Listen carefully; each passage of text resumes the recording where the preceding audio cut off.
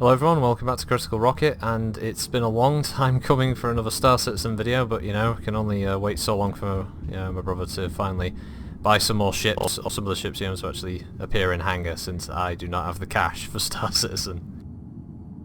So today we're going to have a look at this little beauty down here. Now this has been out for a little while, a lot of people have done videos of it, and this is the sort of first chance I've had to get a recording done of the new Merlin, so I'll just come out of this and have a quick look at it, and then we'll sort of fly around a bit. So I thought I'd start on the Constellation since that seemed like an apt ship. For anyone who doesn't know, although I imagine that's a very, very small number of people out there who are into Star Citizen don't know this, but the back end of this particular model of the Constellation actually has the Merlin sort of hooked into the back in this sort of sling, and it's very Crusher Joe, at least it reminds me of that, with the member of the crew being able to go through the back of the ship and they climb down into the cockpit and this section opens up and away they go. The Merlin is a in-system ship. It does not have a hyperdrive or a jump system, so you always have to have it docked on larger vessels for it to travel with you, and so it's going to be good for, I don't know, anti-piracy if you get attacked, escort duty, that kind of thing in system, and it's very cool looking, it's very pretty, and again details from RSI are astounding, and you can see the level of detail and the texture there on the metal work at the finish. One of my favourite bits, provided it loads in, I have to sort of go in like very slowly or else it fades out because it's a bit bugged, but here you go, you can actually, it fucking vanished, some bitch, come on, go on back, come on. Right, so I have to sort of get to it sort of slowly, right. You can actually read all of the little details of the engineer's stamps and the caution thing. You can even see the numbers on the wires, for God's sakes. I mean, this just shows the insane amount of detail that the people over at CIG are going into here. You can see the branding on the engine, Kruger, which is pretty cool. And obviously, as usual with all their ships, they've got some really, really neat details in there. It makes it feel more realistic. And just all the wear and tear. Makes it feel like a very Star Wars kind of universe, so let's have a look at the cockpit. Again, nice little animation there. And he's getting into it in a bit of an odd fashion. I appear to be climbing into the back. I can see the little fire extinguisher behind the pilot seat. That was interesting. And yeah, so it's a snug fit, to say the least. This is also the new the new FPS model that will be added when the FPS module finally arrives. Don't worry, the textures sometimes seem to pop in and out whenever they feel like it, so it'll look low res, but it actually looks a lot better than that when you're running around. So yeah, that was the Merlin in hangar, so I guess the only other thing to do is take it out for a spin, so I'll see you after the jump. And here we are, inside the P-52 Merlin. Very, very juddery as I go past the lasers there that are terraforming the planet. So let's have a look at this from the outside, eh? Wee, drift. It's a very cool little ship. A lot of juddering. I'm not sure whether this is actually more of a bug at the moment.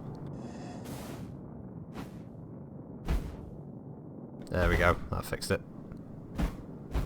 Wow, it's very pretty ship.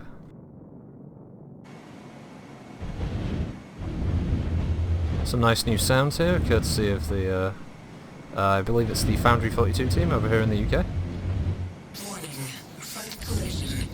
Let's see what the main gun sounds like.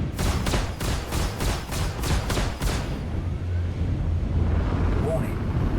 You are approaching simulation boundary. So I haven't set my controls since my reinstall the client.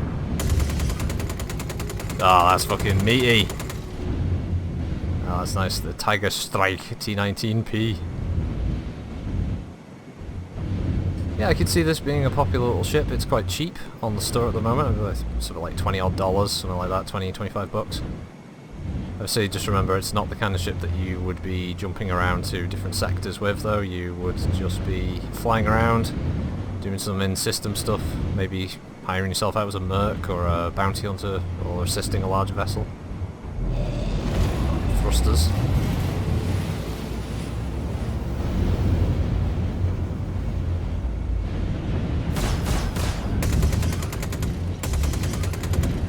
kind of jealous of this little fighter actually. It'd be quite nice to have myself.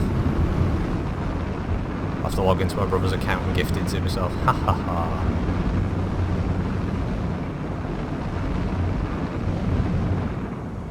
Nice red out there.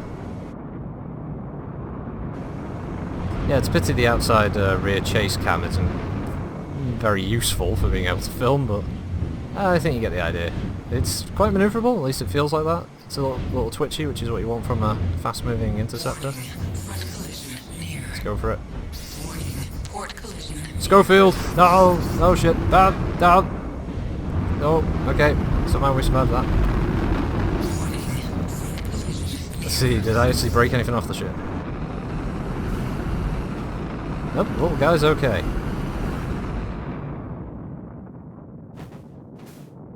I can zoom in a little, not much.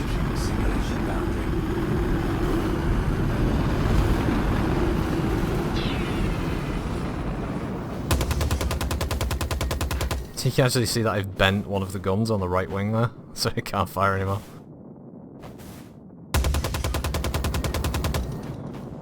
It's quite a nice view. I like the fact that it's giving like the depth of field effect, so it just focuses on the fighter.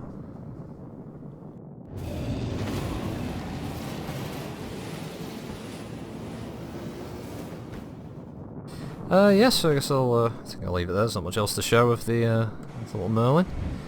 As I said, it's quite a nice little ship. Quite cheap on the store at the moment, and if you haven't picked it up yourself and you're looking for another cheap edition, I'd recommend having a look at the Pledge store.